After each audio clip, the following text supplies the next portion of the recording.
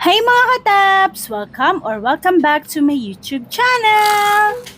Rinig nyo ba yon kung gaano kalutong yung turon? For today's video, gagawa tayo ng masarap at mas pinalutong na turon. Kaya panoorin lang yung video na ito hanggang dulo para makuha nyo yung tamang ingredients, tamang procedure sa paggawa ng malutong na turon. Kaya tara, simulan na natin! Gumamit ako dito ng saging na saba. Yung saging na saba na ginamit ko, hindi yung masyadong hinog. Dapat yung sakto lang. Tapos, in-slice ko lang siya ng ganyan na pahaba.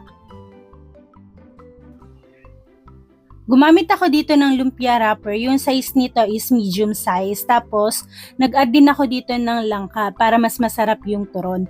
Tapos, sa pag-sealed naman ng lumpia wrapper, gumamit ako ng cornstarch slurry.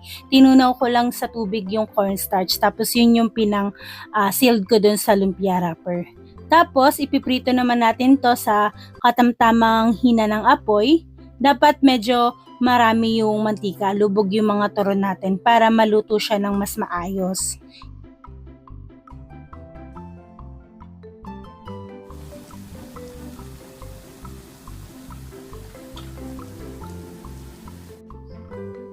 Make sure lang mga kataps na habang niluluto natin yung turon, baliktad-baliktarin natin para pantay yung pagkakaluto niya at hindi yung sunog yung kabila lang. Dapat pantay lang.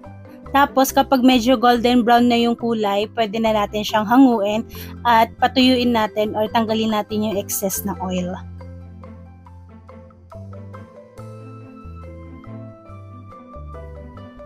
Para naman sa caramelized sugar, gumamit ako dito ng butter. Pwede rin kayong gumamit ng margarine kahit anong brand. Tapos nag-add ako ng konting tubig. Haluin ko lang muna siya ng mabuti. Tapos naglagay ako dito ng brown sugar, 1/2 cup. Pwede nyo naman i-adjust based sa tamis na gusto nyo. Haluin lang natin ng mabuti tapos pakuluin. Nag-add din ako dito ng konting asin para mabalance lang yung sweetness. Yan, kapag ganito na yung texture niya, kumulo na, tas medyo yan, ganyan. Ganyan na yung texture ng sugar, pwede na natin ilagay yung turon. Tapos haluin lang natin ng mabuti hanggang makoat na yung pinakaturon natin. Kapag na-coat na natin lahat yung turon ng sugar, mag-add lang tayo ng sesame seed para sa pinaka-final touch niya. Yan! Ang sarap! Ang bango niyo mga kataps, promise, tikman nyo. Kung napanood mo yung video na ito hanggang dulo, paki-comment naman sa comment section yung lugar kung taga saan ka para malaman ko kung hanggang saan umaabot yung video natin. Thank you for watching! See you in my next video!